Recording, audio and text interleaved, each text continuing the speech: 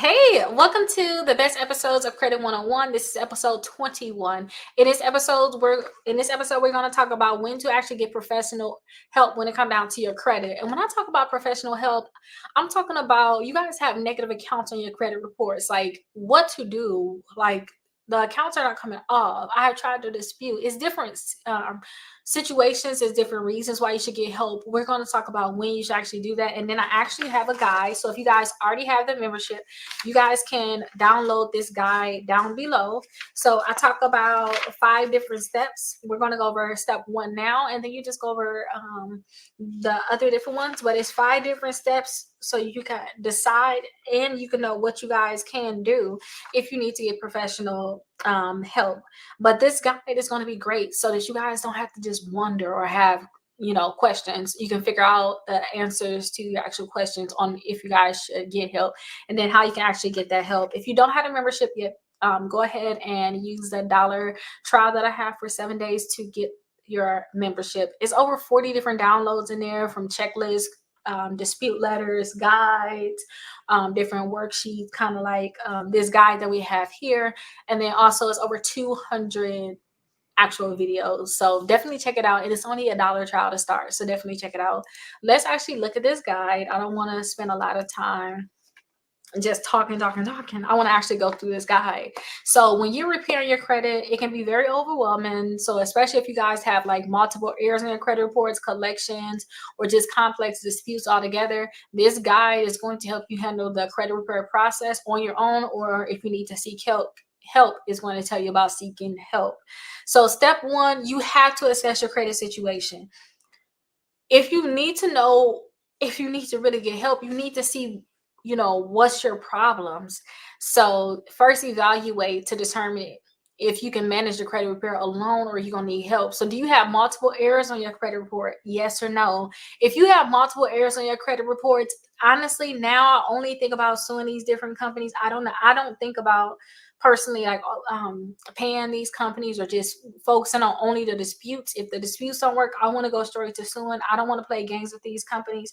So if you got multiple errors, you may think, okay, let me just start off with help, because I already got 10 accounts and I know this is going to be a big problem, or I already did 2 months of disputes that didn't come off. You got multiple errors, then you may determine, hey, I need to get some help with this. Are there unresolved collections and judgments against you? Do you have, Midland, LVMV funding, ERC? Do you have these companies saying that you owe them? Do you have any judgments that's out there too? But don't forget, judgments should not be on your credit report.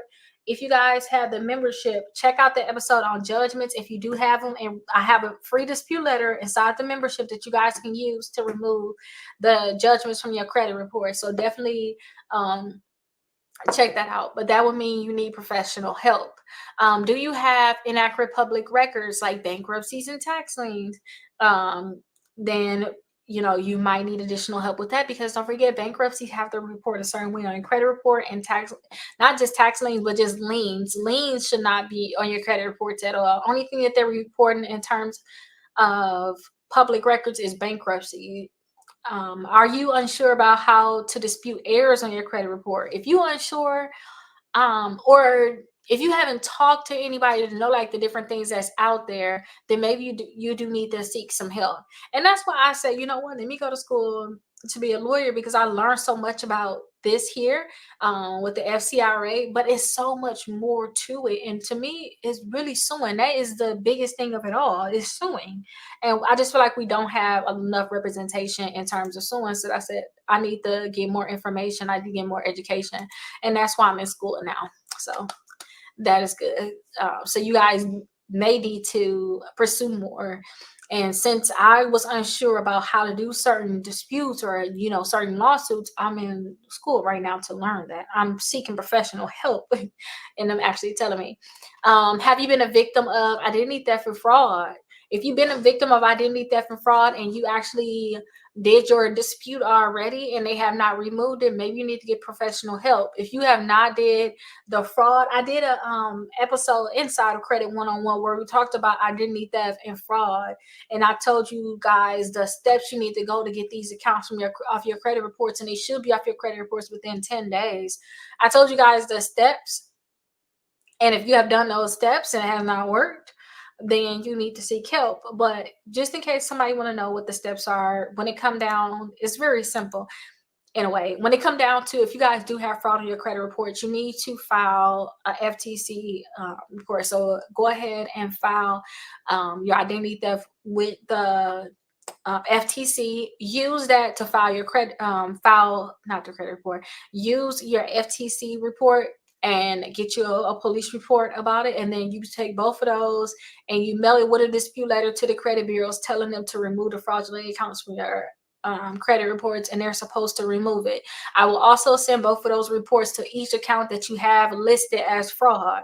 So if you had a Discover account on your credit report that was fraud, you want to mail a letter to them also. But if this seems like a lot, because that's supposed to be really the end. After they get that letter, they supposed to remove it. Like, we're not gonna go back and forth. Maybe they're gonna want additional information if they really do think it was you. But other than that, that thing should be off your credit reports. If they don't do what they need to do right away, we really need to get used to this. So one of the companies, like, seriously. But that's how you would do the identity theft, just in case somebody have it. Um, that's how you would take care of it.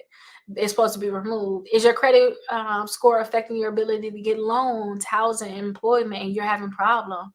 Um, and then maybe you need to seek help to figure out what you need to do to get the loan that you want, the house that you want, or the job that you want, in terms of what your credit score need to be, or how to get your credit score there. Are you finding that the credit repair process is stressful and confusing? It can be stressful, it can be confusing, but I know this for sure. I'm not gonna lie about this. It's only stressful and confusing because these companies are not deleting accounts from the credit report when they're supposed to. They put duplicate accounts on credit reports. They're collecting on debts after you ask for validation, and they're not sending the correct validation. And they're doing all of this because we're not suing them. So they're going to keep doing this.